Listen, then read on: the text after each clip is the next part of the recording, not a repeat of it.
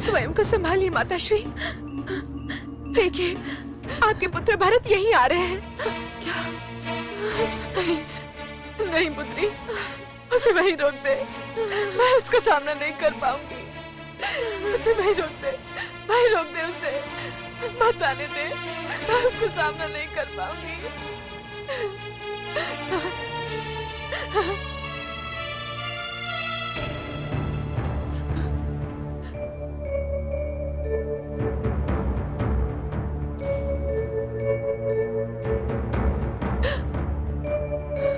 माताश्री,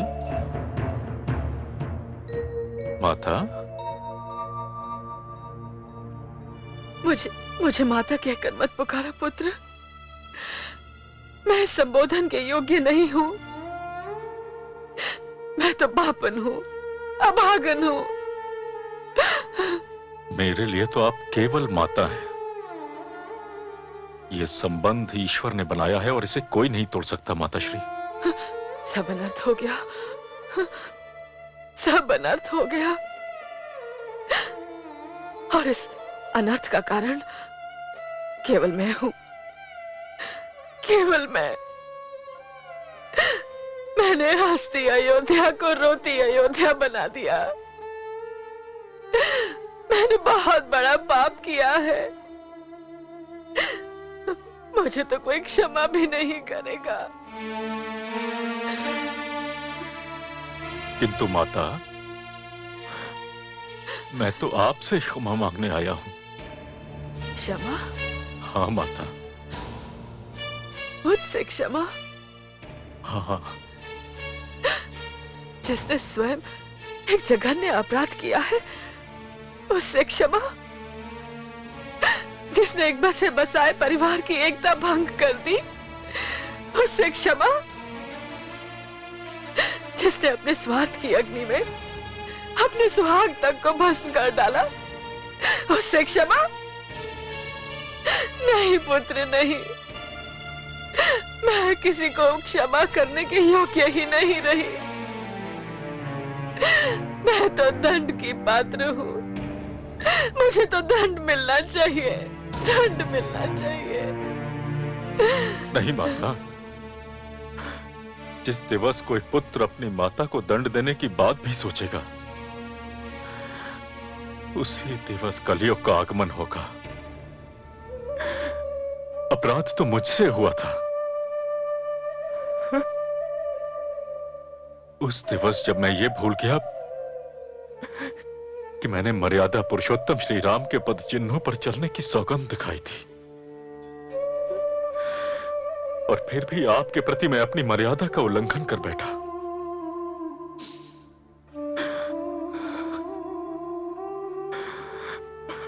माता, माता मुझे क्षमा कर दीजिए, मुझे क्षमा कर दीजिए माता। पुत्र, पुत्र, तो ये सब मेरा मन रखने के लिए कह रहा है ना? अन्यथा मुझसे कोई क्षमा क्यों मांगे? मैंने तो पाप किया है। मैंने तो अपने उस पुत्र को वनवास भेज दिया, जो हर घड़ी माता माता कहकर मुझ पर न्योछावर होता था, जो अपनी माँ को भूलकर मेरी गोद में समा जाता था। मैंने तो उस पुत्र को, अपने राम को वन वन भटकने पर विवश कर दिया। मैंने तो पाप किया है। मैं अपने पाप का प्रायश्चित कैसे करूं? कैसे करूं? माता, माता, माता, प्रायश्चित संभव है। जो भूल हमसे हुई है उसे सुधारा जा सकता है। कैसे पुत्र, कैसे? मैं भ्राता श्री राम को ढूंढने जा रहा हूं माता। मिलने पर उनसे विनती करूंगा कि वो अयोध्या लौट चले, किंतु यह तभी संभव है जब आप भी मेरे संग चलें। वो आपकी बात कदापि नहीं टालेंगे। केवल आप ही हैं जो उन्हें अयोध्या लौटा सकती है। चलिए माता, हम अपने अयोध्या की बिगड़ी हुई स्थिति पुनः संवार लें। तो चल पुत्र चल, अभी चल। मैं अपने राम के पास जाऊंगी, उसे अपने प्यार की दुहाई दूंगी। मेरा राम जहां भी हो, मैं उस तक पहुंचना चाहती हूँ। वन, पर्वत, समुद्र, अब कोई मेरी राह नहीं रोक सकता। अब कोई मेरी राह नहीं रोक सकता।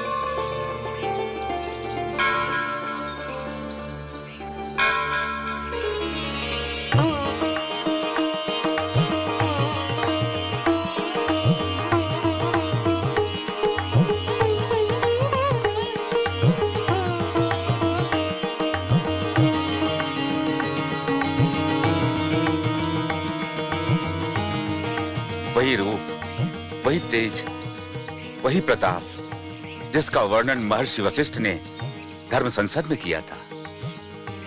मानो ब्रह्म की शक्ति ने मानव रूप धारण कर लिया हो।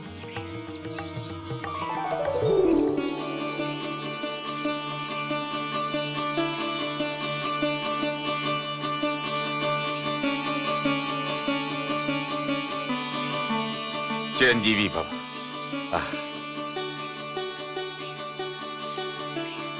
सौभाग्यवती भव, यशस्वी भव, चिरंजीवी भव। गुरुदेव,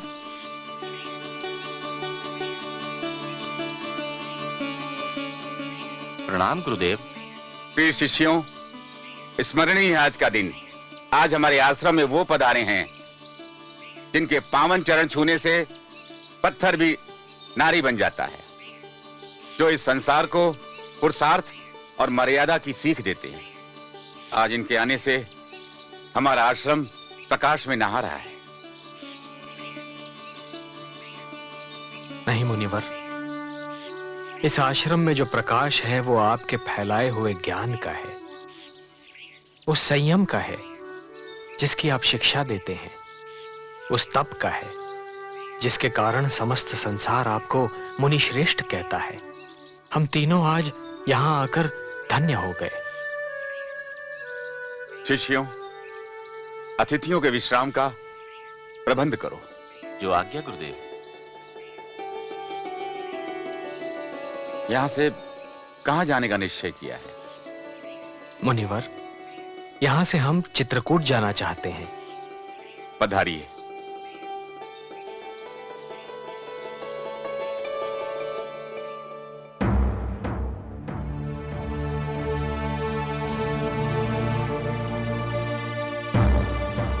महारानी सुनाए ना, महारानी सुनाए ना।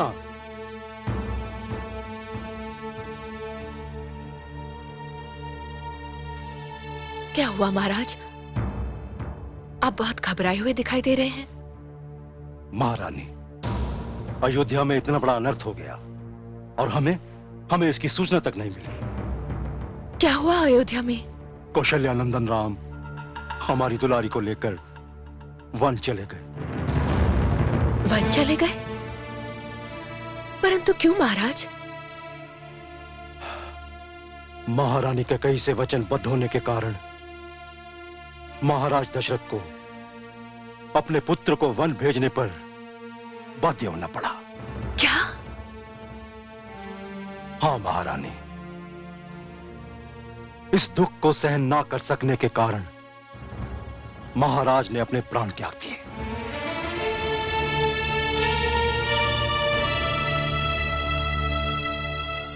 राम और पुत्री सीता वन चले गए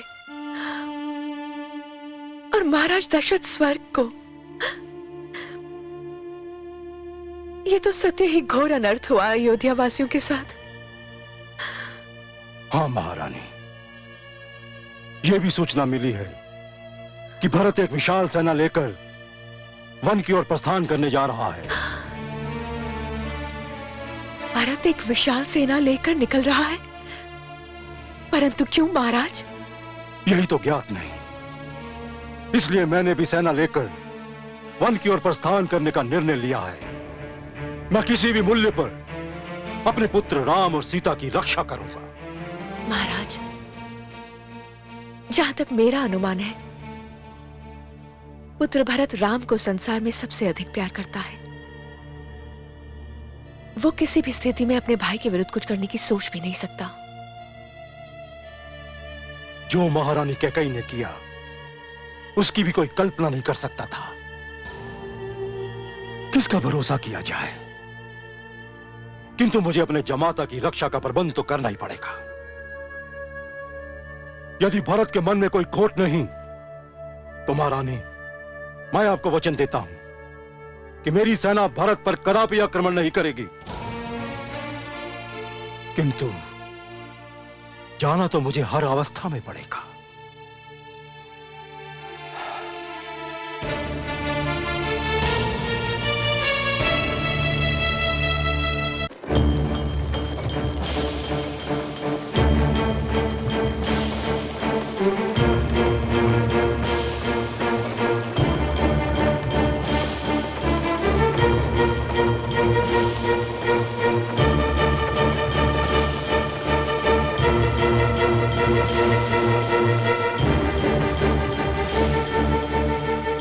निषाद राज, निषाद राज, निषाद राज, सेना, सेना, सेना। अयोध्या के युवराज भरत एक भारी सेना लेकर इस ओर चले आ रहे हैं। मैंने अपनी आंखों से देखा है। अच्छा, समझ गया मैं। हो न हो वो अपनी गद्दी को किसी भी संकट से बचाने के लिए हमारे प्रभु श्री राम के पीछे जा रहे हैं। निषाद वीरों, यदि तुम्हें अब भी यह ज्ञात ना हुआ हो तो मैं तुम्हें बताता हूं कि ईश्वर ने हमें प्राण क्यों दिए हैं। सब ध्यान से सुनो। ये प्राण हमें इसलिए मिले हैं कि हम इन्हें अपने श्री राम पर निछावर कर दें। प्रभु श्री राम की, प्रभु श्री राम की, प्रभु श्री राम की। यदि अयोध्या के युवराज ये समझते हैं कि हमारे होते हुए वे हमारे प्रभु श्री राम तक पहुंच जाएंगे तो ये उनकी भूल है। हम निषाद वीर उनके और अपने प्रभु राम के बीच रक्त का ऐसा समुद्र बना देंगे जिसमें उनकी सेना डूब तो सकती है किंतु पार नहीं कर सकती। प्रभु श्री राम की, प्रभु श्री राम की। परंतु सबसे पहले यह जानना आवश्यक है कि युवराज भरत के मन में क्या है। मैं स्वयं उनसे जाकर मिलता हूं और पता लगाने का प्रयत्न करता हूं।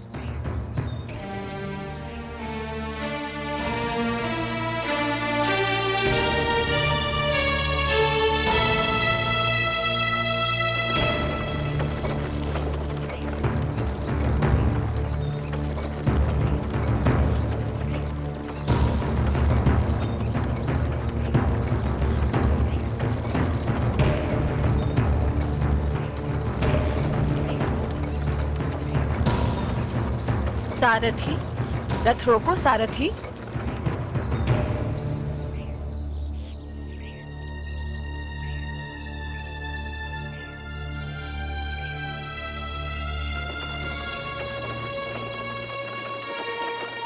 रुको सारथी।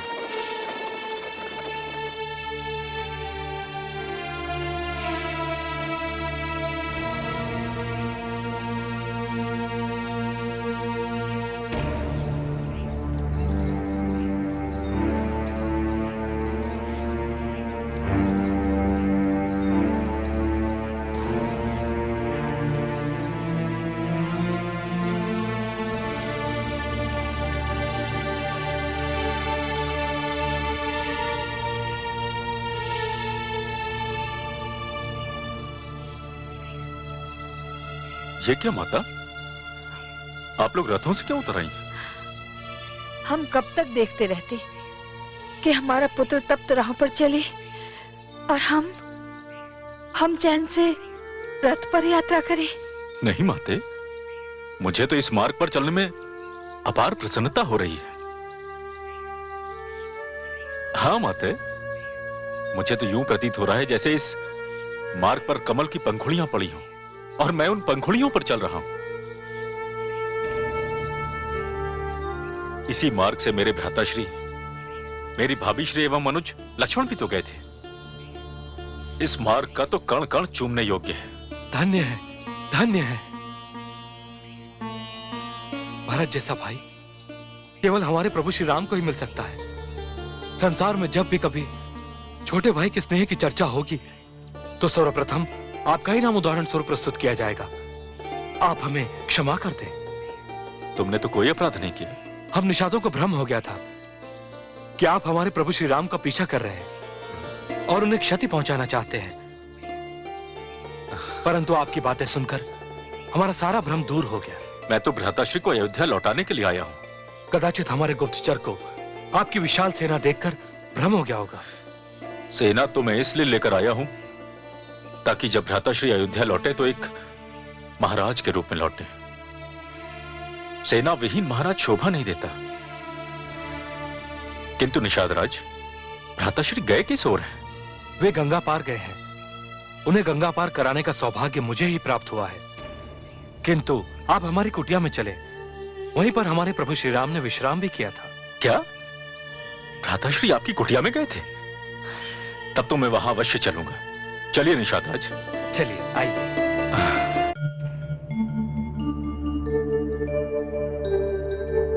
पधारिए।